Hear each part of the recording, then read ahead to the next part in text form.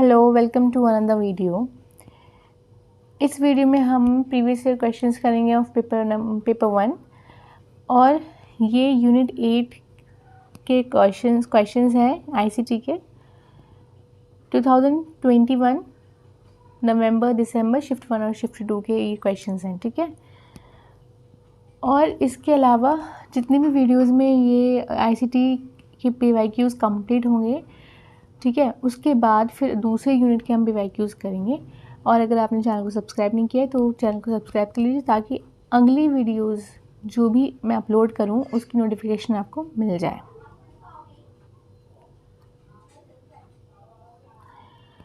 और मेरे चैनल पे आपको मिलेगा यूजीसी नेट से के सारे वीडियोस लेक्चर पेपर 1 और पेपर 2 इकोनॉमिक्स की तैयारी में करवाती हूँ। अभी मैंने अपलोड नहीं किया है कुछ इसमें, लेकिन बहुत जल्द ये अपलोड कर दूँगी, ठीक है। और करंट अफेयर्स आपको शॉर्ट वीडियोस मिल जाएंगी करंट अफेयर्स की, और उसके अलावा भी वीडियोस हैं करंट अफेयर्स की मेरे चैनल पे, उसका लिंक आपको मिल जाएगा आई बटन में, आप उसे देख लीजिएगा।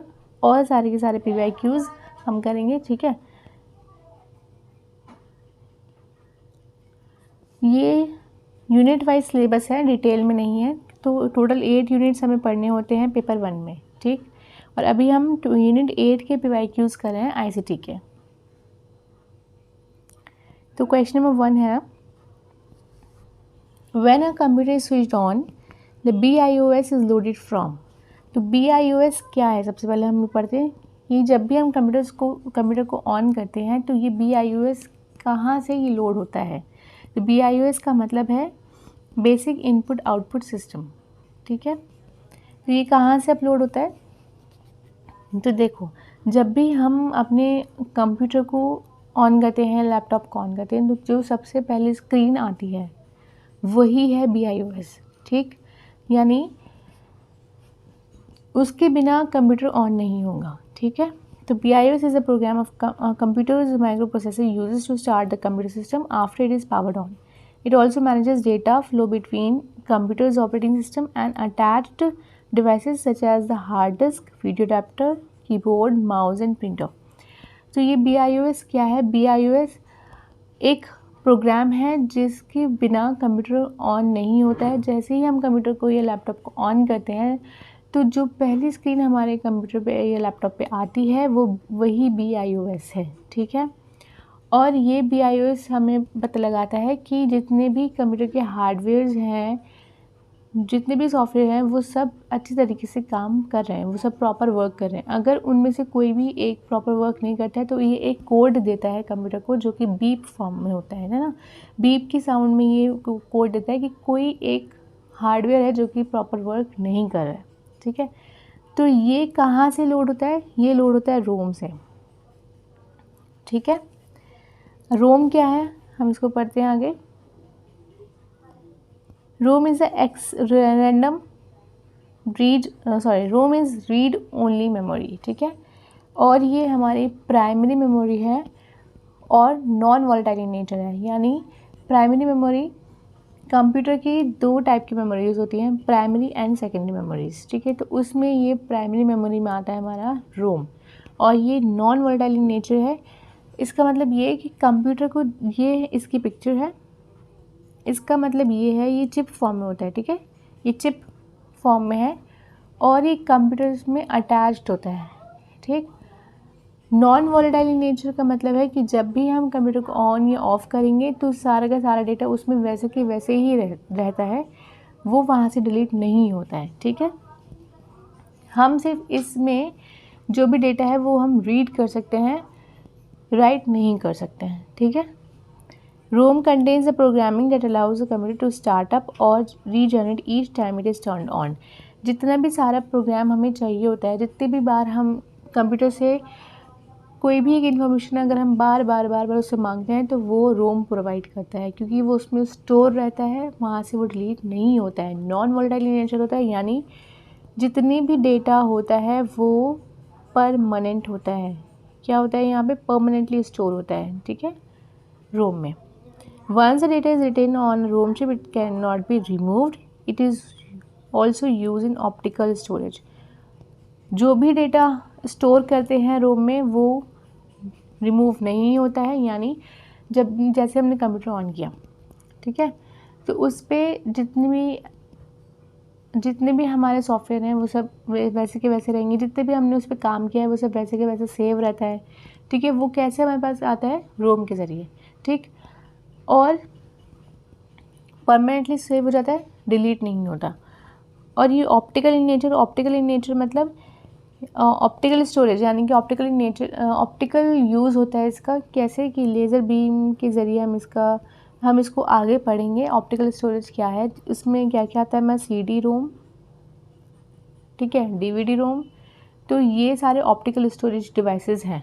ये क्या है, इसको हम आगे डिटेल में पढ़ लेंगे। अब पढ़ते हैं रैम। ये जो सारे ये हम पढ़ रहे हैं, ये सारे ऑप्शंस में जो गिवन है वही सारी की हम इन्फॉर्मेशन पढ़ लें, क्योंकि ये इम्पॉर्टेंट हो जाता है पढ़ना, ठीक है। रैम क्या है, RAM is read and write memory, random access memory. RAM क्या है, रैंडम एक्सेस मेमोरी, पता होगा मोस्ट ऑफ द लोगों को। और ये रीड और राइट, यहाँ पे हम रीड भी कर सकते हैं, राइट भी कर सकते हैं। It is volatile in nature, volatile मतलब टेम्पररी है ये। यहाँ पे जितना भी डाटा स्टोर होता है वो क्या हो जाता है हमारा, जब भी हम कंप्यूटर को स्विच ऑफ करते हैं या मोबाइल फ़ोन को स्विच ऑफ करते हैं, लैपटॉप को, तो उसमें से जितना भी डाटा होता है वो सब हमें वापस वो सब डिलीट हो जाता है, ठीक है। जैसे अभी मैंने फ़ोन में कोई एप्लीकेशन खोल रखी है, तो फिर मैं जब अपने फ़ोन को स्विच ऑफ करूँगी तो वो एप्लीकेशन मुझे दोबारा से खोलनी पड़ेगी, ठीक है, तो वो वहाँ से डिलीट हो जाएगी, समझ आई। ऐसे ही ये रैम का काम होता है, ठीक है। ये वॉलेटाइल इन नेचर होता है। और ये रही कुछ पिक्चर्स रैम की, ये रहा, और ये रहा मदरबोर्ड में, इसको इस तरह से फिक्स किया जाता है, ठीक है। This memory is in the form of the integrated circuit की फॉर्म में होता है ये। It acts as a temporary work space, ठीक है। The data and the instructions on which the CPU is currently working are kept in this memory. जो भी करंटली हम काम कर रहे होते हैं CPU पे, वो इसमें चला जाता है टेम्पररी बेसिस पे, ठीक।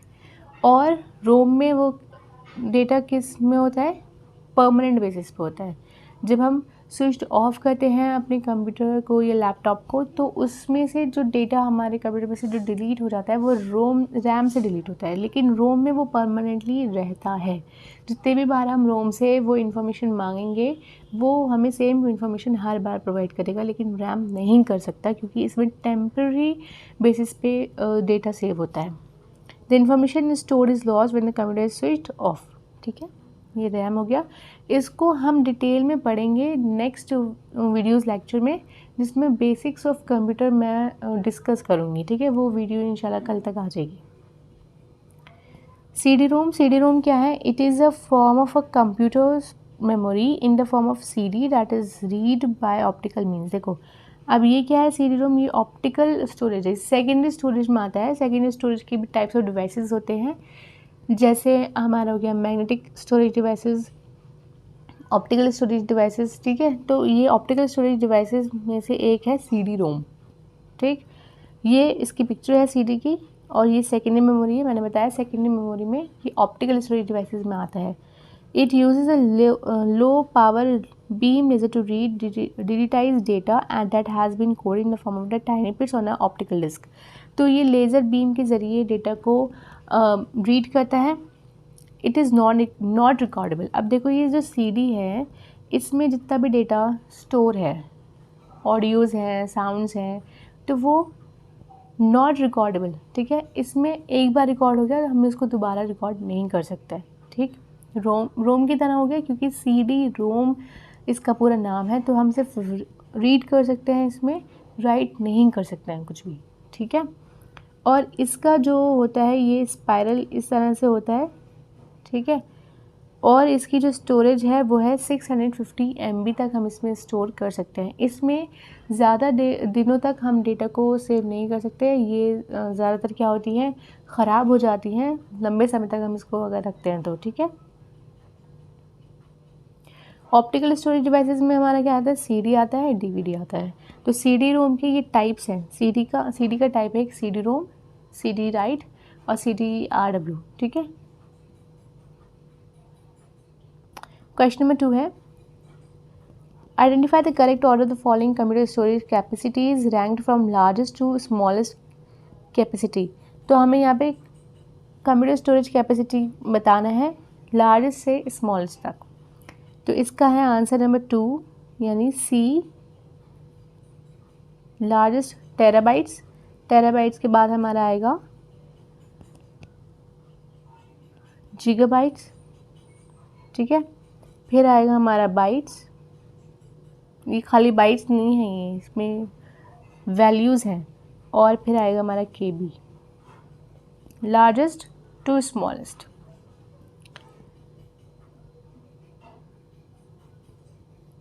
Question number 3, giving below are two statements. Statement 1, search engines are websites that help a user to search for information on www. For any search term, search engine provide the exact same result to all the user. तो देखो पहले क्या कह रहे हैं, पहले ये कह रहे हैं कि सर्च इंजन एक वेबसाइट है जो यूज़र को हेल्प करता है इंफॉर्मेशन ढूंढने में वर्ल्ड वाइड वेब पे, ठीक है। तो ये ट्रू है। हम वेब ब्राउज़र पे जाके सर्च इंजन पे जाके हम इंफॉर्मेशन को सर्च करते हैं। लेकिन फॉर एनी सर्च टर्म, कोई भी सर्च टर्म जैसे हमने कोई भी टर्म डाली उस पर के बारे में हमें इंफॉर्मेशन निकालनी है, तो ये हर टर्म के लिए सेम रिजल्ट प्रोवाइड करता है हर यूज़र को। तो ये गलत है, ठीक है। तो answer number option C is the correct answer. Statement 1 is true but statement 2 is false. Search engine is software system design to carry out. Search engine क्या है हम इसको पढ़ लेते हैं। Search engine is software engine design to carry out web searches. Web searches को यानी कि जो हमें ढूंढना है हम उस सर्च इंजन पर जाकर ढूंढ सकते हैं। They search the world wide web in a systematic way for particular information specified in textual web search query. The search results are generally present in line of results, ठीक है। तो जो भी हमें निकालना होता है वो सिस्टमेटिकली हमारे रिज़ल्ट हमें शो कर देता है सर्च इंजन। सर्च इंजन क्या है? सर्च इंजन है जैसे गूगल हो गया, याहू हो गया, बिंग हो गया, ठीक है। ये सर्च इंजन है और भी बहुत सारे सर्च इंजन आते हैं। हम इन सब को डिटेल में एक्सप्लेन करेंगे, हर चीज़ को मैं एक वीडियो सेपरेट वीडियो में कवर करूँगी, ठीक है। ये एक तरह से ये है कि हम सिर्फ PYQ करेक्ट आंसर ढूंढ के नहीं करना है हमें थोड़ा सा इसको पढ़ लेते हैं ताकि हमें अच्छे से मेमोराइज़ हो जाए कि क्या चीज़ क्या होती है और किसका आंसर क्या ठीक है, ठीक है। ताकि क्विक रिवीजन करो तो एकदम से पता चले कि हाँ इसका आंसर ये हो सकता है, ठीक। With respect to computer which of the following are random access storage devices. तो इसमें से कौन सी रैंडम एक्सेस स्टोरेज डिवाइसेस हैं? रैंडम एक्सेस स्टोरेज डिवाइसेस इसमें से कौन सी हैं? तो ये है hard disk, pen drive, CD ROM. देखो रैंडम एक्सेस स्टोरेज डिवाइसेस होता है हमारा कि जो भी हम डेटा सेव करते हैं किसी भी डिवाइस में तो वो रैंडमली सेव होता है, ठीक है। रैंडमली सेव होता है यानी कि ये नहीं कि वो सिस्टमेटिकली सेव हो रहा है कि पहले हमने ये वाली फ़ोटो सेव करी तो पहले ये वाली जाएगी, तो उसके बाद में दूसरी वाली करी तो दूसरे नंबर पे दूसरी वाली फ़ोटो जाएगी। नहीं, वो रैंडमली सेव होगा, कहीं से भी आप आसानी से उसको सर्च करके निकाल सकते हैं, ठीक है। तो रैंडमली सेव कहाँ होगा? हार्ड डिस्क में, पेन ड्राइव में, CD रोम। तो answer C is correct, BCD। लेकिन मैग्नेटिक टेप में ऐसा नहीं होता है। हम इसको डिटेल में पढ़ लेते हैं इन चारों को क्या है। CD रोम ने पीछे पढ़ लिया, अब हम इन तीनों को पढ़ लेते हैं। मैग्नेटिक टेप, मैग्नेटिक टेप देखो इस जैसा दिखता है, ये है एक्चुअल मैग्नेटिक टेप। ये जो है ये इसके अंदर का है और ये जो है ये इसके बाहर का प्लास्टिक कवर है इसका, ठीक है। तो ये जो पड़ा हुआ ये क्या है? रिबन है, ठीक। इस रिबन में सारा डेटा स्टोर होता है, ठीक है। और इसके अंदर ये जो है ये प्लास्टिक कवर है, इसमें मैग्नेटिक कोटिंग की गई है, ठीक है।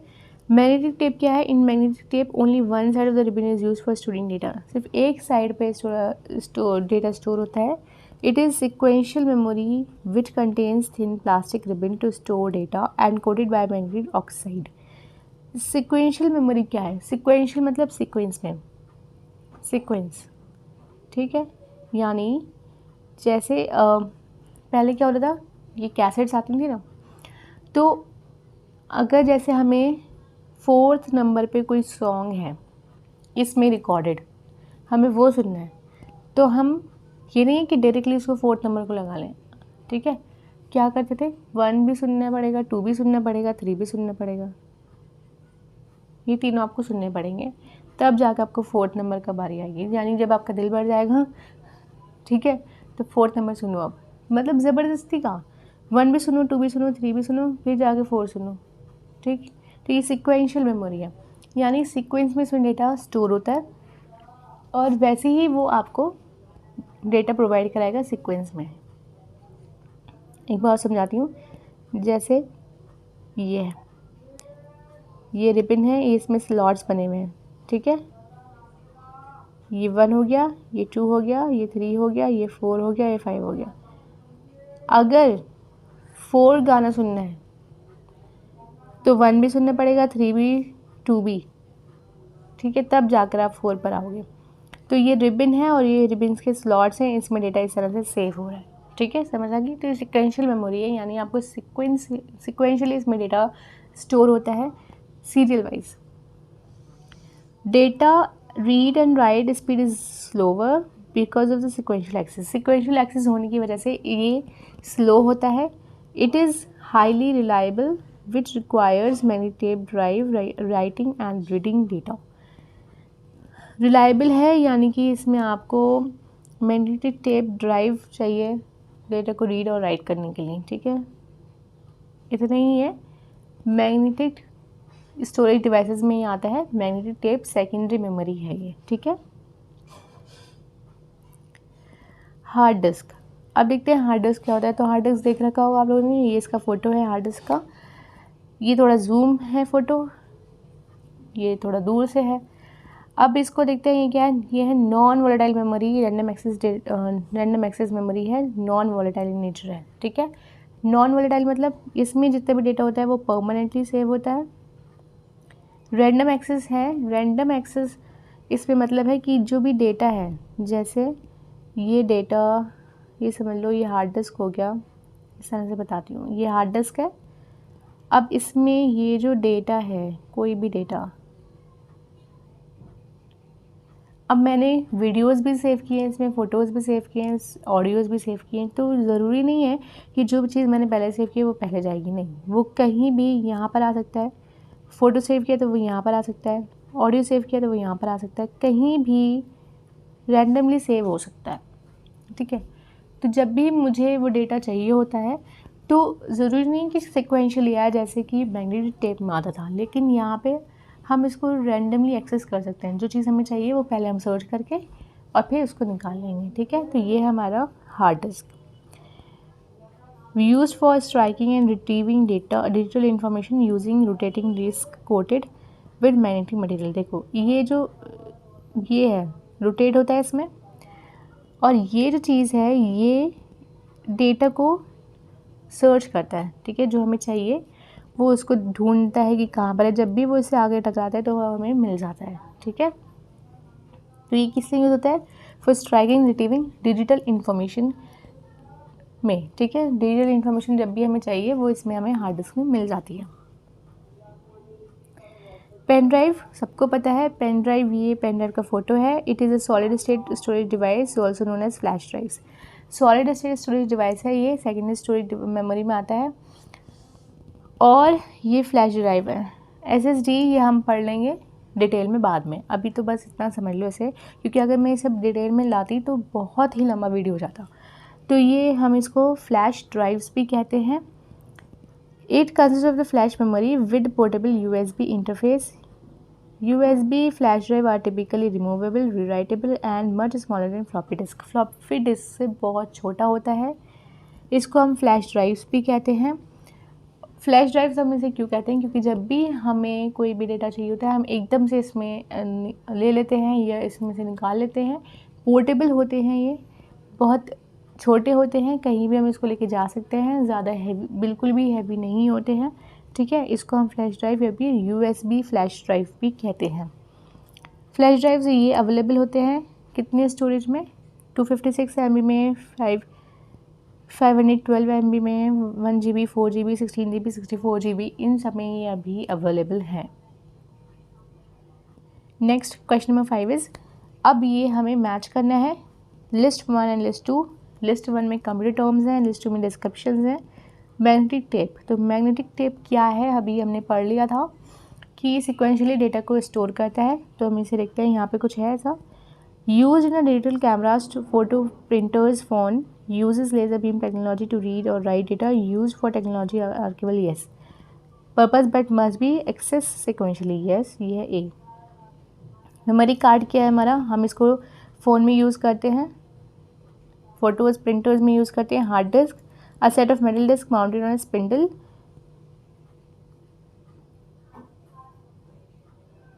यस सी।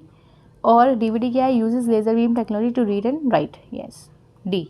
तो क्या है हमारा answer, option A is correct.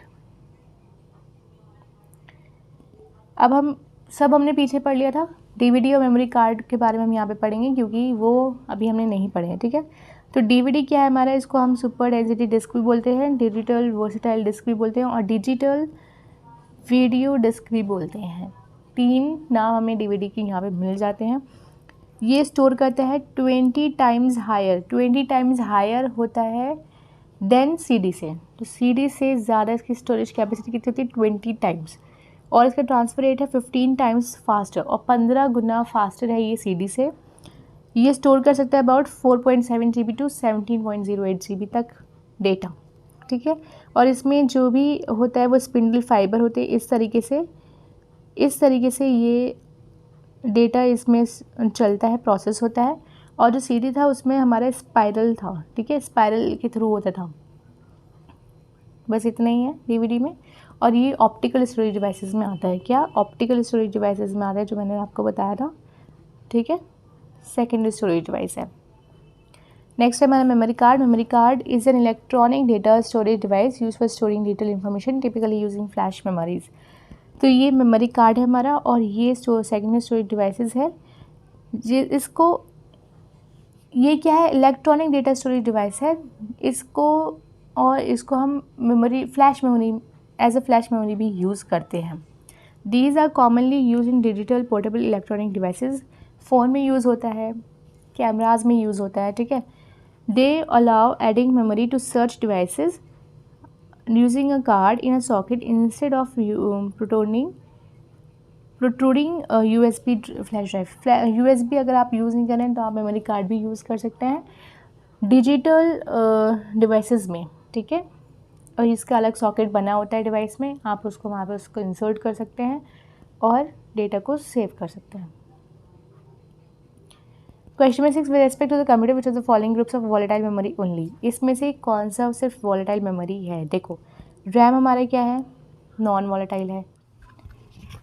Question number 6 है, with respect to the computer which of the following groups of volatile memory only. इसमें से कौन सा वॉलेटाइल मेमोरी है, तो रैम हमारा क्या है, वॉलेटाइल है, लेकिन पेन ड्राइव हमारी नॉन वॉलेटाइल है। हार्ड डिस्क हमारा नॉन वॉलेटाइल है और रोम हमारा वॉलेटाइल है, नॉन वॉलेटाइल है, ठीक है। तो ये भी नहीं है, ये भी नहीं है। रैम क्या है, वॉलेटाइल है। और कैश क्या है हमारा, रैम तो हमारा वॉलेटाइल हो गया और कैश क्या होगा, ये भी हमारा वॉलेटाइल होता है। तो ऑप्शन सी इज़ करेक्ट। अब हम इस क्वेश्चन में हमें कैश एक नया वर्ड आया, ठीक है, तो ये हम इसको पढ़ते हैं कि कैश क्या है।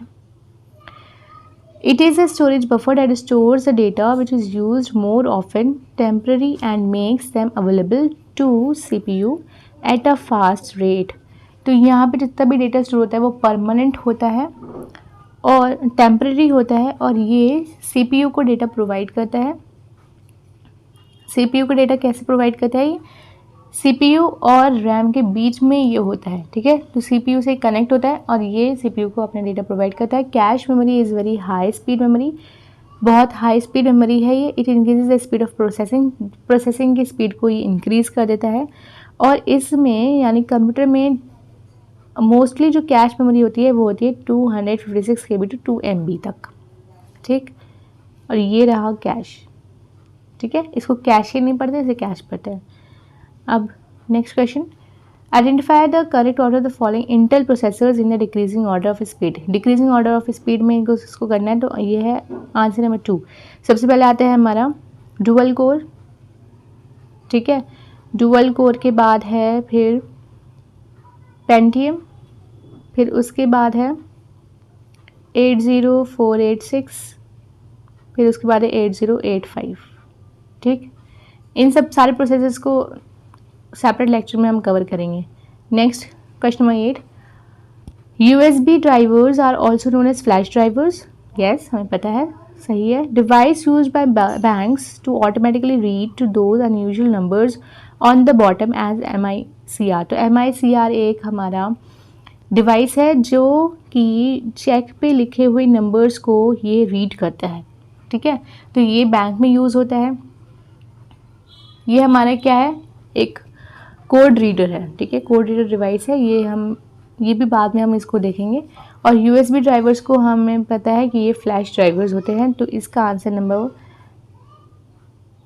1, both statements are true. Next question number 9, which of the following are software. इसमें से कौन सा सॉफ्टवेयर है, तो देखो Adobe, web browser, compiler, device driver. तो अडोब तो नहीं है, ठीक है।